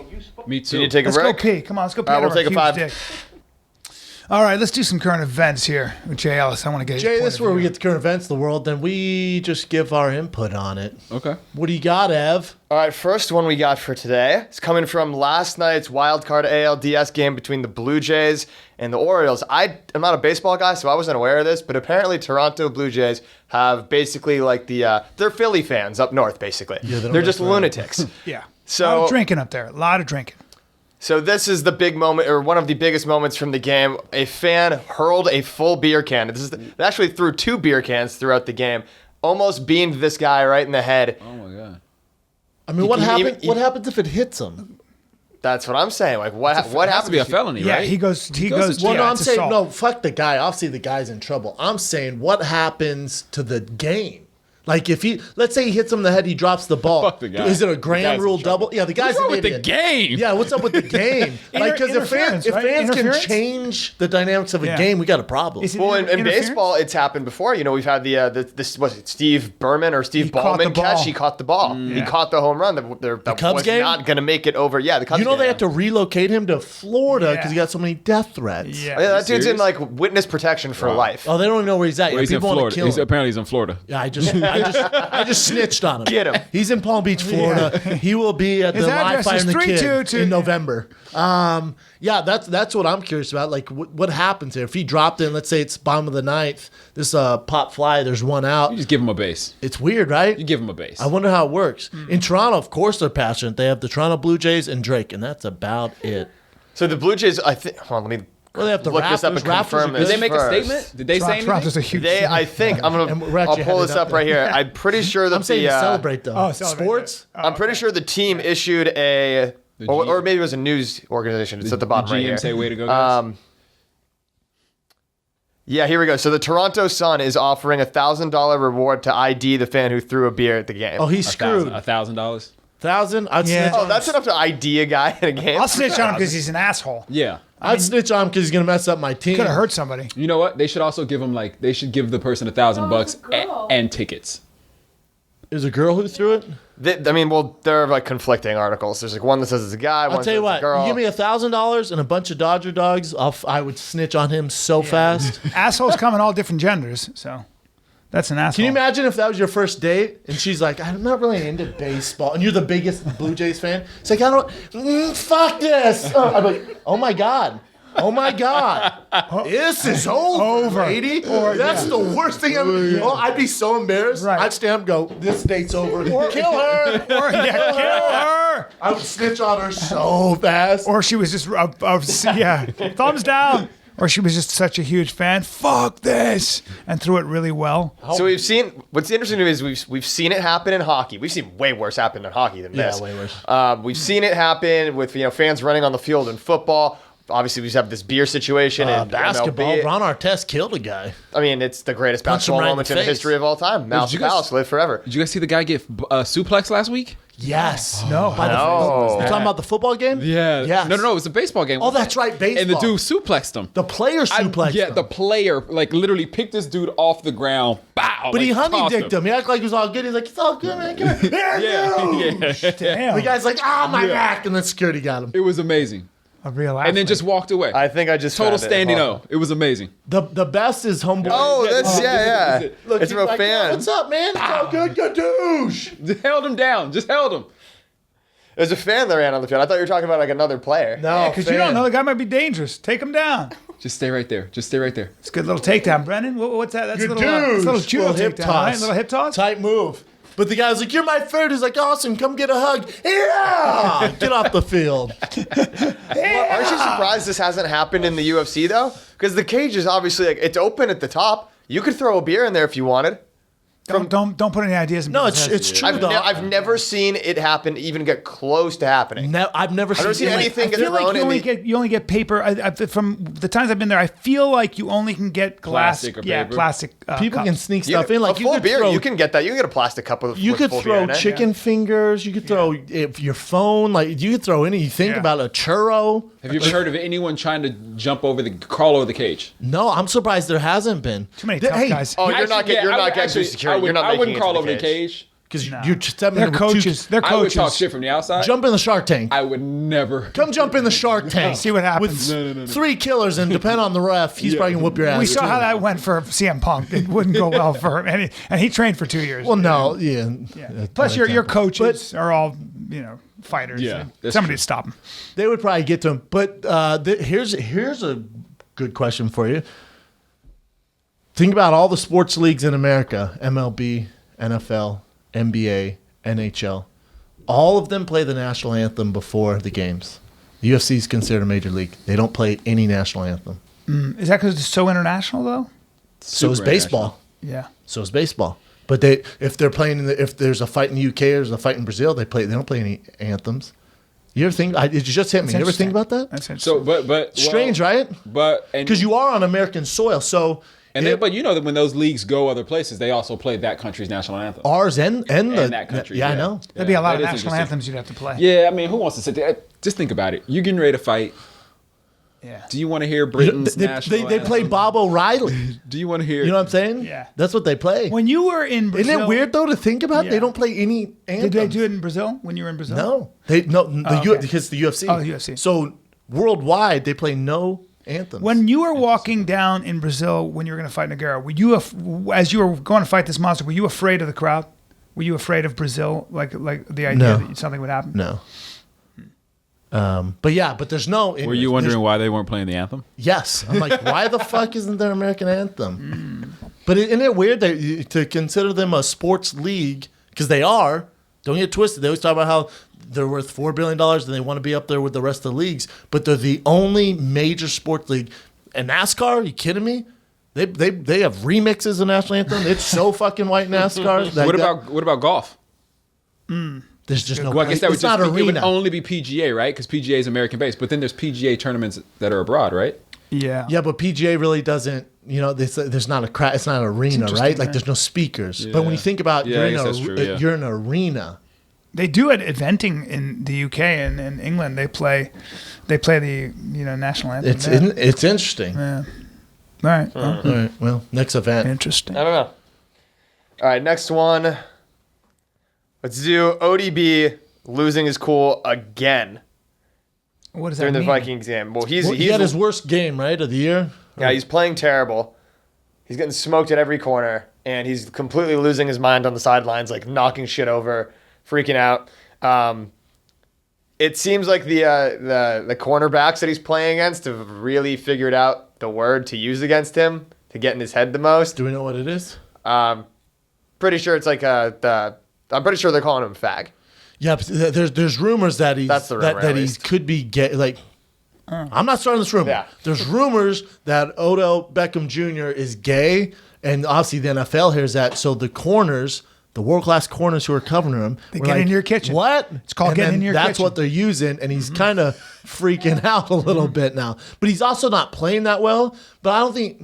It's tough because there's receivers who are focused on and still put up numbers, They're finding a little opening in your house. You got one window open. They climb in he's the on- back. They climb right in the back. They open it. They creep. You left a little window. Anybody home? Oh, anybody home? Let me just get in the kitchen and just move some stuff around. But he's a passionate guy, so it's on both spectrums. So you look at a guy like Des Bryant, who's so passionate. Right. He was worried that he tore something in his knee. He just disappeared for 2 days because he didn't want to find out because he knew that his season was over. So he just goes missing. Wow. The receivers are the biggest divas on the team. It's not the quarterback. It's not running backs. It's by far a high level receiver is the biggest diva on the team. I saw Odell get in a serious fight. Was that when he ripped the other guy's helmet off? Helmet off. That's with Yeah. Norman, who and He got into a serious. That's interesting. it's weird, right? He's not having a great scene, so I'm sure it's a little both. Jay's still kind of caught on the gay thing. He's like, Well, because I'm just trying to think, what would actually take you out of your head? I mean, you know that that's your job, right? Dudes are Yeah. gonna talk shit. So, like, does that really take you out of the game? You know what? You know what? This is my red flag. If that's affecting your play so much, you gay. Think about it. Because someone walked out in of the right. bag. Let's say someone on Twitter is just like, Shab's gay, Shab's gay. I don't give a fuck. Right. I have a kid. You know what? I Right. love women. It's my only vice. What are you talking about? I don't care. It's my only vice. I'm not going to freaking freak out. But if it actually hit home, you know what I'm saying? Maybe and I'm like, how dare you? That's ridiculous. It's like, oh, whoa. might I don't think it's that. I don't think it's that. You don't? I don't think it could be that. Why would Because you I be think so upset? But who? We don't know if it's true. Do we know that it's true? No, I'm not saying it is true. No, that the word. Do we know that that's what people are saying? That's what the yeah. general consensus is on the field and everything. I'm just thinking like. But no, no Let me say- like let me hot tell you mics have caught any Let me of tell the you corner something. saying that. Just think about how much shit Kevin Garnett talked in 21 years in the NBA. Legendary. There's probably nobody better at it. Yeah. Right? And nobody went crazy on him. He definitely probably called somebody a fag. He probably said he took somebody's mama down. Think about it. But he's talking to guys who, unless he was speaking to a homeboy who came out and said he was gay, those guys are like, what? My dick's down to my ankles. Like, I can't get enough girls. I'm obviously not gay. What are you talking about? Yeah. Like, they don't care. Like, he's not going to mess with them. Now, if something was true and maybe his mom was dying of cancer or something, he was like, that's why your mom has cancer. A guy's going to flip out and punch you in the face because it's true. You know what I'm saying? Interesting. Yeah. I mean, yeah. Interesting. That's because you can always tell with someone's real sense of like, if let's say there's 3 of us and there's 2 other guys, someone walks by and I don't even use the F word, it's a terrible word, but someone goes, what's up, fags? And we laugh and he goes, fuck you, man. What's up, bro? Like, whoa, what do we got here? Why are you so upset, man? What's going on here? Why does that bother you so much? You know what I'm saying? Right. Yeah, but I think that's also like just an like we're also just taught to like be macho and masculine. Nobody talks to you like that. You know what I mean? Yeah. I think that's also a thing of like you think that you are being disrespected, but like, you know what I mean? And so like you want to like go and defend yourself. You know what I'm saying? I feel like I feel like it's just something that you're taught that Like I watch all those prison no one shows. should ever call you that. If someone calls you that, you whoop their ass. You know what I mean? See, and I watch all these prison shows like 60 Days In where people voluntarily go through prison for 60 days for a reason, blah, blah, blah. Nope. Right, hell no. No, you watch it, you're like, what the hell are they doing?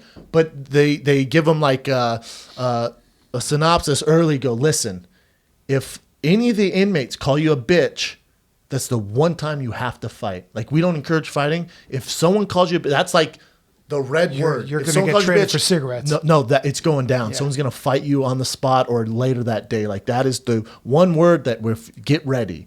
And, you know, so I don't know if maybe it's with Odell, if they call you a fag, like, hey, man, that's his trigger word maybe. It's like calling Marty McFly a chicken. Like, that's his trigger. Do you know his trigger word. Do you know Angola, the farm, that prison in where is it, Mississippi? It's called. Oh, Sure down don't. south. Yeah. They did a documentary on it. Like it's Never heard of it. really harsh. Like it's really, really bad. It's called. There's a documentary called The Farm, and it's in Angola, Mississippi. I mean, What about it, B? Amnesty International came down and were like, this is terrible. Just how harsh it is? Yeah. Guess who grew a beard and grew his hair out and spent, I think it was a week there. Is he an actor? As an inmate.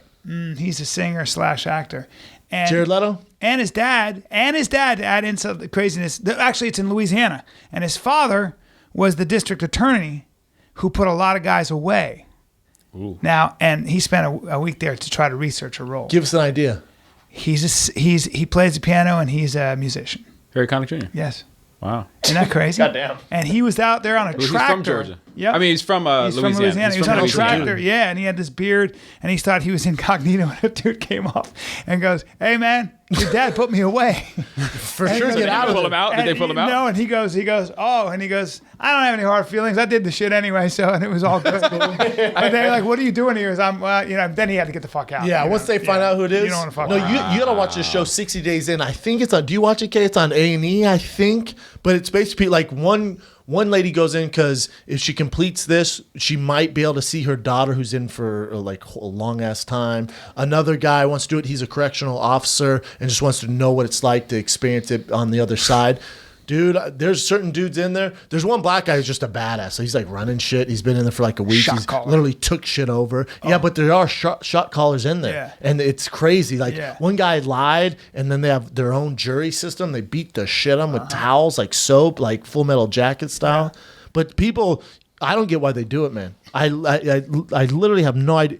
60 days in prison would be miserable. Yeah. No one's doing well. They all look like shit, stressed out. Yeah, it's not a good situation. So in one episode, you watch people through the 60 days, or it's like the same people for a No, whole it's season? a season. Yeah, it's season end. Wow. What's weird is in one unit, there might be 3 people, but they don't know that the other 3 are also Gotcha, in on gotcha, it. gotcha, gotcha. You know what I'm saying? So they all think they're there. And what's funny is, again, when they give them a briefing before they go in, they go, don't get too detailed while you're here. Don't give them details about your family. Like, these people, like, there's con artists in there. They're going to sniff out, like, you're a plant. Like, they're going to know right Wow. away. And there's one guy who just goes in there just yapping. And they're asking him, oh, cool, man. And you can see him setting him up, like, oh, where'd you get pulled over at? And he's like, in Mississippi. Like, man, what street? And they want details, man. Oh, and why? And he's like, oh, I was making fake licenses. Like, oh, and man, but if you're here, how many years are you looking at? And he just doesn't. He can't keep up. don't know. They know. These guys are. And they also get your professionals. papers after 60 days or something. Apparently, like, you get your court file. They're not worried about that because those guys are out They're by out then. by then, But yeah, they literally yeah. goes, that first week, just shut your mouth and just kind of do your Yeah. own thing. But some guys super friendly, and that they have to yank him out. before They say kill that, him. I guess, if you know how to behave, but then the most dangerous are the state pens where it breaks up into gangs, like California State Penitentiary. Oof, that's not a good place. That's where the Aryan Brotherhood is, and that's where all these different gangs, they that's don't talk life, to each son. other. What else you got, Ev? Wow. That's prison. Well, Brendan, life, son. this one's for you, man. What do you Shit's got? getting weird at CU right now. What do you mean? Whatever. How you about the mean. report? Machete-wielding man killed after breaking into Colorado football offices. Well, So a guy broke into the Colorado Champion Center early this morning and was shot and killed after he basically attacked police officers with a machete. that would be justified homicide. Yeah, I mean, he's Machetes are pretty chasing unforgiving. people with a machete. Yeah, what do you think was going to happen, sir? I saw on Twitter this morning that said, be safe, everyone stay away from the Champions Center because man loose with machete. But he didn't hurt anyone, right? He didn't have the opportunity to. They shot him before. Correct. Shoot him on sight. Machete can do a lot of damage. Wow. Yeah, no injuries, none of that. Colorado. They just said that the suspect got in an argument in the parking lot with the machete. It wasn't complying with police commands, and they told him to put his shit down. And he's like, no. Drop He, that wa- shit. he, Okay. wa- he wanted to Boom. die. There's Yeah, a he there's a wanted to great video on YouTube where a guy in the mall is dressed like a knight and he has a long sword. Try to pick this up, and they like the cops are like, listen, fucking drop the sword. And he's like, no, none shall pass, like that, and they shoot him? And nope, they don't shoot him. They just let the old German Shepherd loose on him. Attack him? Oh, they let a big old wolf. You just see this wolf out of fucking nowhere just go, and the guy goes, hey, like that, and it grabs him Oh, it's and game yanks him over. right to the. It's Try game to over. bring it up. It's fucking. You're like, oh, that's what a giant German Shepherd can do. This thing bites on his arm, and he's like, "Wah!" It bit him out of his crazy right quick. He dropped that fucking sword. He's like, get it off me. So he wasn't in like the I chain- believe we have to bring it up because he was Is that dressed a like a knight? knight with a fucking He's broad just a sword. guy. But at the mall, was there a real sword? it was a real sword, and he was like, none shall pass. What? See you Boulder. You gotta drop it, bro. You gotta drop it. This is not the mid, bro. Was he King Arthur? Was he King Arthur? Yes. Sir, you're in front of Hot Topic. Can you just fucking get out of the literally what it way? was. Like, people are trying to get the Hot to Yep. kill him. Thank God the cops just talked him out of it. He's obviously correct. Don't shoot a man like that. You know, at least talk I to him. disagree. Go ahead and shoot him. No, let that dog loose. Just let that dog loose on the man. But see you. Tax insurance, Remember, Shepherd. see you Boulder Police. They got that black eye for that John Benet Ramsey shit. So they don't play. They're on high alert. High They're alert. gonna shoot you. You got a machete? Dow Ward Center. We're Yeah. gonna shoot you in the face. Well, you know, you ever see like what a knife can do? The damage a knife can do. It cuts right through things. I mean, you can't fuck around. I spent a month in Africa last year, and we went. They were getting coconuts. I watched a dude go up a tree and get coconuts, and I wanted to see what the machete was like. Yep. And he was like, "Oh, here," and you know, you look at it, it looked old, it looked rusty, it looked like it wasn't gonna do shit. I just literally take it and swing it. I mean, it might have sliced a third of the way through the tree. Damn. Like I never in a million years would have expected that those things could do as much damage as they can. Cut right Did you go? And it wasn't the sharpest. It wasn't like No, it was I'm sure crazy it's sharp sharper. either. No. I Cuts mean, right through you. Did you go on it was safari insane. there too? Did you I did a do the whole- safari in South Africa. I How was was working that? on a movie in Ghana, and then I went on safari in South Africa. It was cool. I mean, it was amazing. What was Some Ghana bullshit? like? Was it some bullshit or was it legit? It was a little light. Like it was a little like I wish I would have seen. Well, we saw no cats. We saw. Well, waste my time, sir. yeah, You saw I mean, like gazelle. We and- saw gazelles. We saw. You've seen it all on the Discovery Channel. You're like, Yeah. fuck it. You didn't see no cats, no hippos, no. We saw hippos. All right, now we're talking. We saw Crocodiles? tons of zebras. Well, Boring. I like a nice zebra. No crocodiles. I'd ask for my money back. I wanted my money back. Like when I was in Hawaii and the We guy. saw a lot of elephants. Yeah. A lot of See, I like that was elephants. really In amazing. Ghana. That was actually really hippos, amazing. elephants, I'm in. Ghana or South Africa? That was in South Africa. What was Ghana like? Ghana was That's the amazing, West man. Coast, yeah. Yes, the West Coast, super tropical. Do you have to get a were million you on shots? were you on the water? A This- million shots. I did both. I was on the water and I was inland. So their main city, their biggest city is this town called Accra, which is it's a modern city. I mean, it has high rises, it has everything you could Good think time. of. But then, like the city that I was actually staying in was this town called Ho.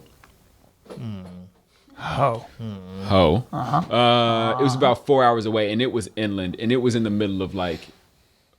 I call it the jungle. They don't call it the jungle, but it looked like a jungle to me. Yeah. It was very green. It was very humid. That'd be the jungle, sir. It was a lot It of was, bugs. you know what it was? The felt heart like of a Africa. jungle And I to don't me. care what anybody says. Yeah. That's the heart of Africa. Yeah. Cool experience, a little scary. No, you know, it was an amazing experience. The only thing that was like kind of scary, but then you get used to it, is they don't have like cops just driving the streets, right?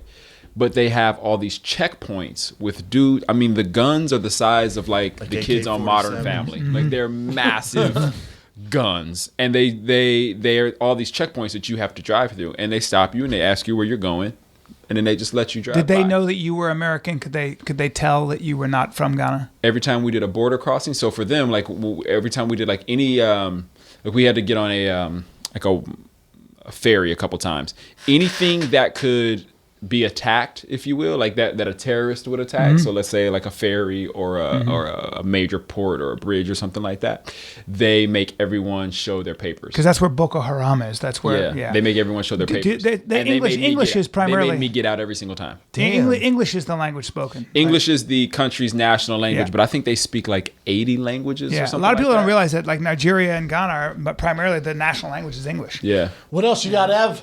Well, that weirdly segued into a story that caught my eye on the front page of Deadspin right now. What's up? Ghanan coach believes country is failing at soccer because the players fuck too much. Ah! Can you tell us about your experience in Ghana again? Speaking of speaking of the town Ho, I don't know nothing about that. I was doing a movie, so I was working the whole time. So I don't know anything about dude, he's that. a method actor. He was Yeah. thinking about his character, and we're going over his goddamn The Ghana lines. players don't mess around though. I don't know anything, but I mean, my experience was very, very different. These guys are probably like in Accra, like in the big main city, probably having a good time. I'm They're- sure. and And they're like they're, rock soccer- They're soccer. rock It's stars, their rock yeah. Tail's a stars drug over like anything else when you're a professional athlete. Yep. Pleasure monkeys. Pleasure We're just all monkeys pleasure indeed. monkeys. That's right. Humans are pleasure That's monkeys. That's our new. We're gonna make a T-shirt on that. there. I love that after the coach Auburn. came out and said that though.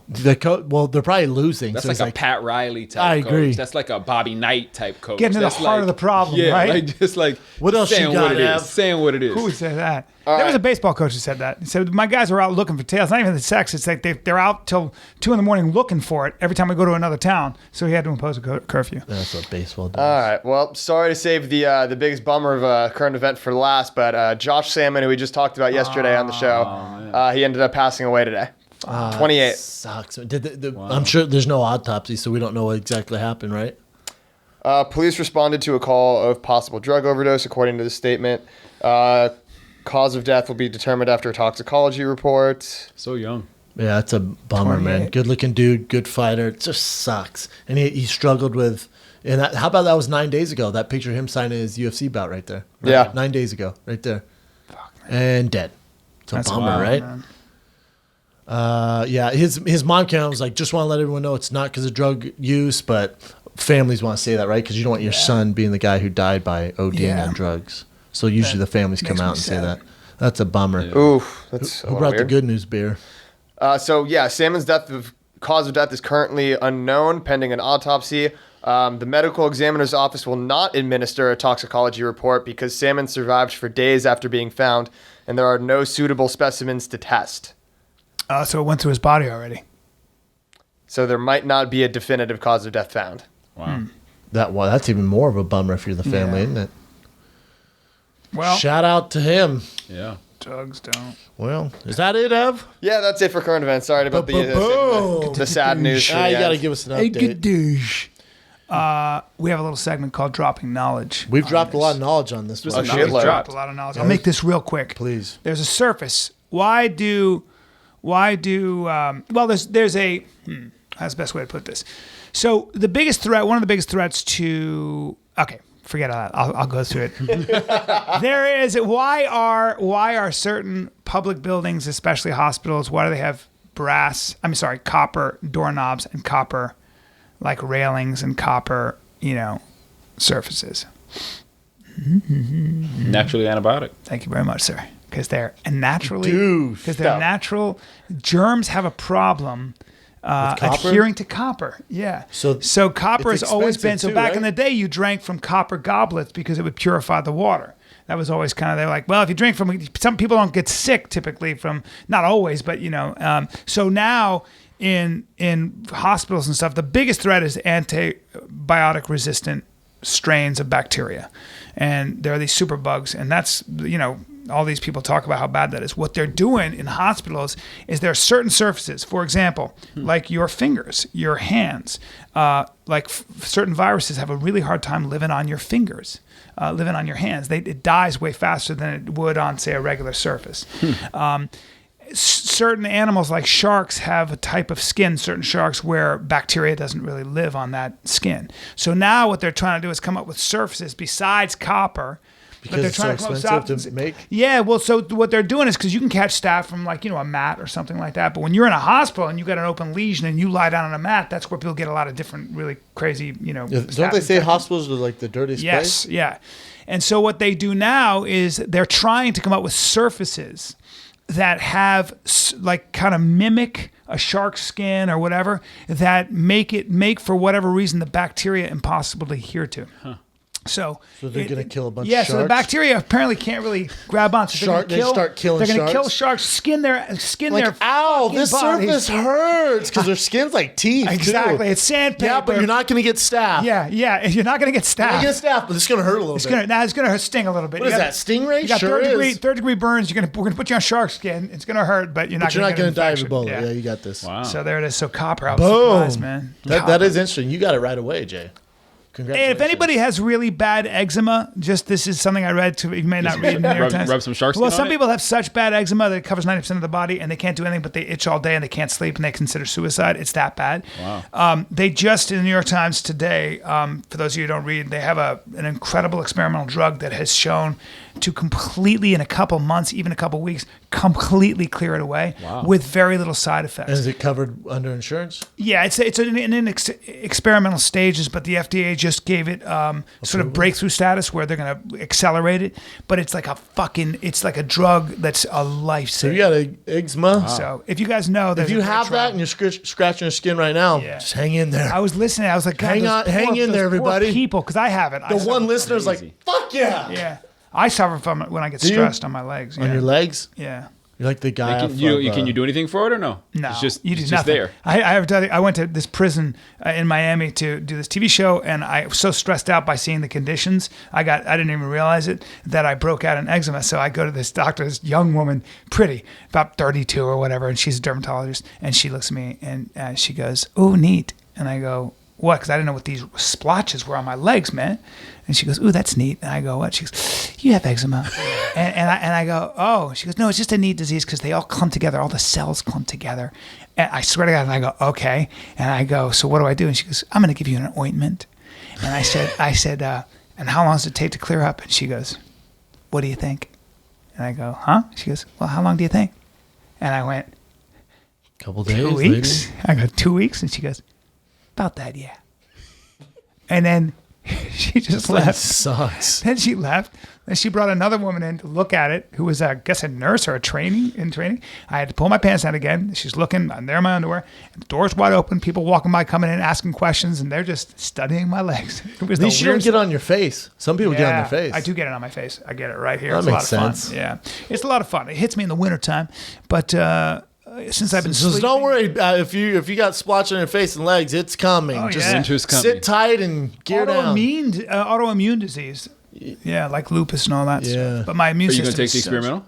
No, I don't need it. I mean, this is for extreme cases. I don't. I just flare up sometimes. We'll figure it out. All right, guys. So you know I have eczema. Or is it So don't psoriasis? t- It might be psoriasis. Hey, I can have I- psoriasis. Yeah. Oh, you don't have eczema? I think it's both. I think I Hey, get man. psoriasis. Are you lying right now? I just made the whole story up. No, I have psoriasis. Are you just saying that? Yeah, I have Which one do you not have? eczema. I think it's psoriasis. That's what she diagnosed on me. You'll figure it out. Splotches of red. Anyway.